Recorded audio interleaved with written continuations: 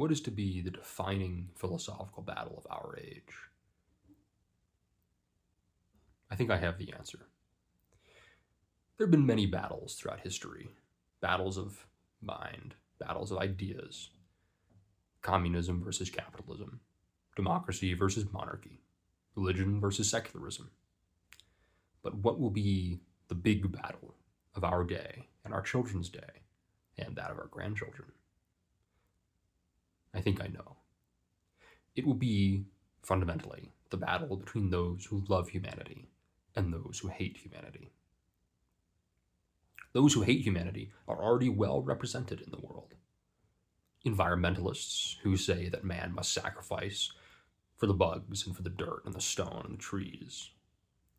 And the antinatalists who say it'd be best if man did not exist at all. Those who love man are not as well represented. Those who say that man is good, man is great even. These are woefully underrepresented. This will be our battle, because it is fundamentally the ultimate question, whether man ought to be or ought not be, whether he is good or bad. There can be no question more fundamental to man than that of his own existence and his standing in the universe. Those who hate man make their message loud and clear. They believe that man is evil, that he trespasses against some pre-existing values that exist outside his mind. These values are simply in the earth, so say the environmentalists. These values exist separate. They are somehow objective and ought not be worked against. They cannot prove this, of course. There is no measure by which one can come to this conclusion besides one's whims. The antinatalists hold suffering up as the greatest evil, but this too cannot be proven. By what standard can one say that suffering is evil on some grand cosmic scale? I would think none. Some say that suffering, that is to say, undesirable physical and psychological states, are self-evidently bad. But this isn't so. These are subjective experiences. Unpleasant, yes, but evil on a cosmic scale, I think not. So what is to be done? What is to be done? How are we to overcome these wicked ideas? I think the path is clear. It is fundamentally a path of philosophy. If you, like me, hold a philosophical view of history, that is to say that the philosophy of the day determines the outcomes of the day, it is clear then that we must change the philosophy of the day to a pro-human philosophy. One enjoyable bit of pro-human language that I have seen is the idea of humanity first, oftentimes presented somewhat in jest, oftentimes in regards to fictional stories about aliens and creatures opposed to man. This is a good start, a very good start.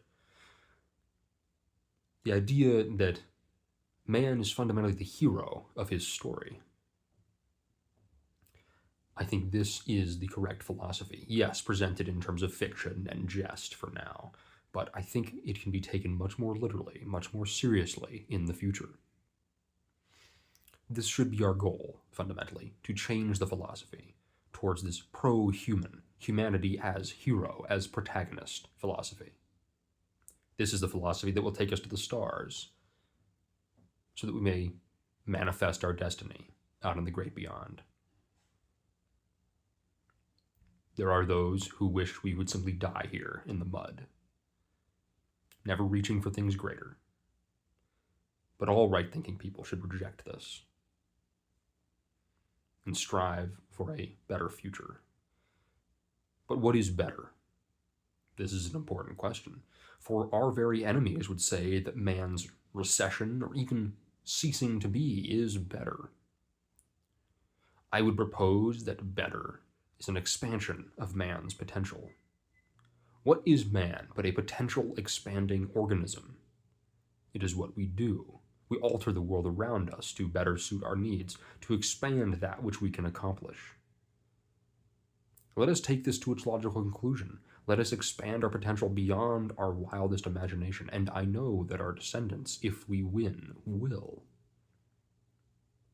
One cannot imagine what man will be capable of in 10,000, 100,000, or even 1,000,000 years. The imagination awes at the idea. Who knows what we'll be able to do? Perhaps we could form our own worlds, travel between dimensions, maybe even look back or forward through time. Who knows? Who knows? It is for our descendants to find out. A great privilege it will be for them to learn these things.